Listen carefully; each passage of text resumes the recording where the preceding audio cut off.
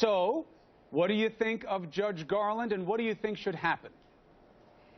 I had a really good meeting with Judge Garland. It lasted for a little over an hour.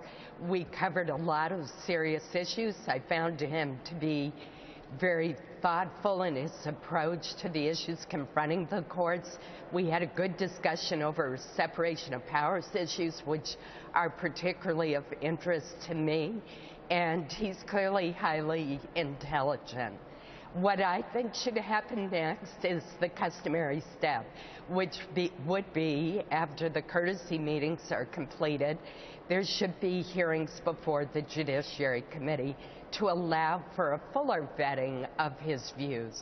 Senator, do you hear those footsteps running down the hall right now? Those are Senator Mitch McConnell's saying to you, what are you talking about? We said we're not going to do it. We have to wait for the next president. Why are you getting out of line like this, Senator?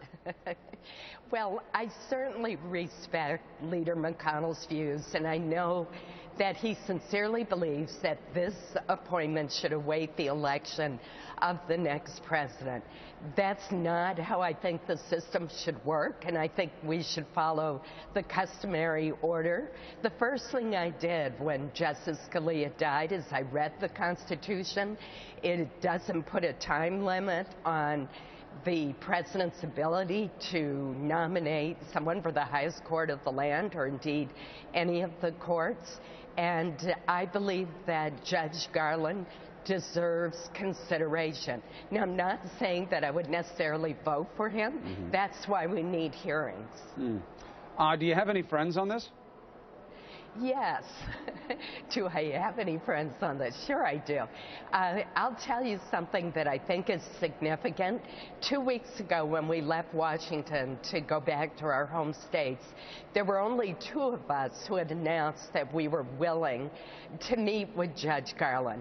Now there's some 14 Republican senators who are willing to sit down with him.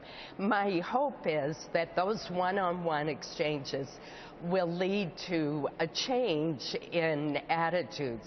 I may be wrong about that. Let's see. But it is encouraging that so many more Republicans have agreed to sit down with him.